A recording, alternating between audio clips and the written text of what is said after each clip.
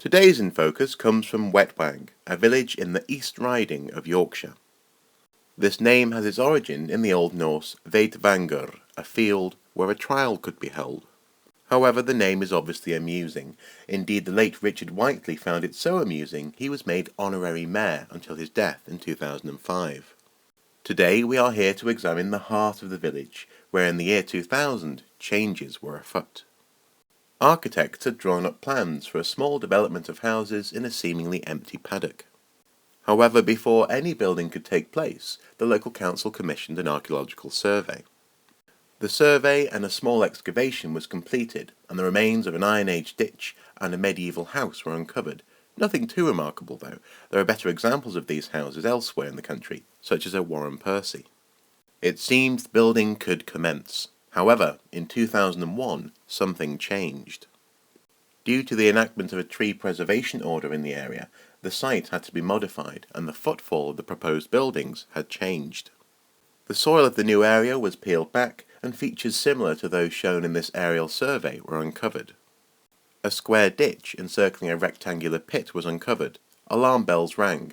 This could suddenly be a rare and very important find, an Iron Age burial. In the grim March weather, the archaeologists set to excavating, with a building site coming up around them. It was not long before their suspicions were confirmed. They had found an Iron Age Chariot burial. Here, someone of great importance had been buried with some worldly goods, and also a chariot disassembled and placed around them, an important and impressive symbol. For the most part, all that remained of the wood of the chariot were voids and shadows in the soil, indicating where the wood had been. However, metallic objects confirmed this equine technology, a bronze horse bit for one. These were accompanied by terrets to guide the reins on the harness of the horse, and final confirmation in the shape of chariot wheels, or the remains of them, iron banding around the tyres, and iron linchpins. Along with the equivalent of iron hubcaps, it is possible to reconstruct what these wheels, and indeed the technology of the chariot, once looked like.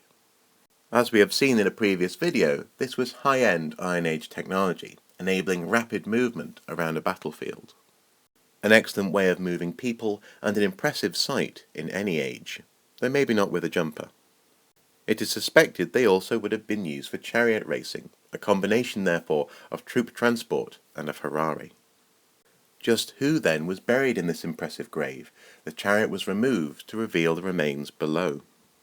Often these burials reflect powerful and proud men of war, buried with their chariots and weapons, not dissimilar to the Kirkburn sword, shown here. However, in place of a sword, archaeologists uncovered this curious object.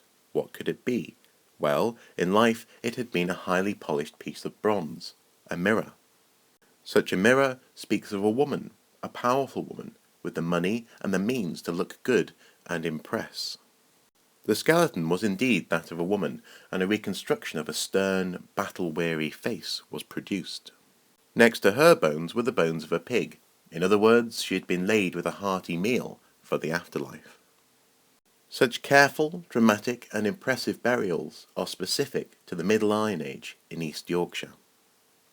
These are the cemeteries of the so-called Arras Culture, in a part of the world which had belonged to the Parisii tribe in the Iron Age. There is some discussion as to the origin of this tribe. They share a name with another Iron Age group found in Gaul or modern-day France.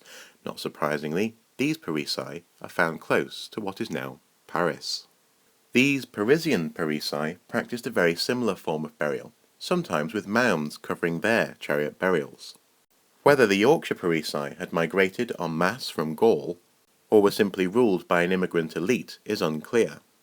What is clear is that trade in slaves, goods, and wine were passing between these areas freely. The links had been maintained. The management of such trade and prowess in battle gained one power in this society, often for men. However, in this instance, not a man but a woman had been afforded an elite, top-notch burial. To some, this is counterintuitive. This was most certainly the case with the Romans. They found women such as Cartimandua, Boudica, and indeed probably this woman, extremely confusing. Rather than demure or slavish, these women could be powerful warriors, such as Boudica in her revolt. These women were hardy and practical. They could conduct business and even own property. All of these attributes confused and threatened the Romans in equal measure, as they were wound up in the body of a woman. And what's more, these women did not have to sacrifice their feminine identity. They were simply powerful women. The Romans came and left their roads behind, but a more important legacy is to be found in East Yorkshire. Despite an odd name, which does, quite rightly, occasionally raise a snigger, the village of Wetwang and the surrounding area allows us a glimpse through a keyhole into a remarkable and intriguing past, and in turn into the lives of intriguing and complicated women who held power and influence in a world of men.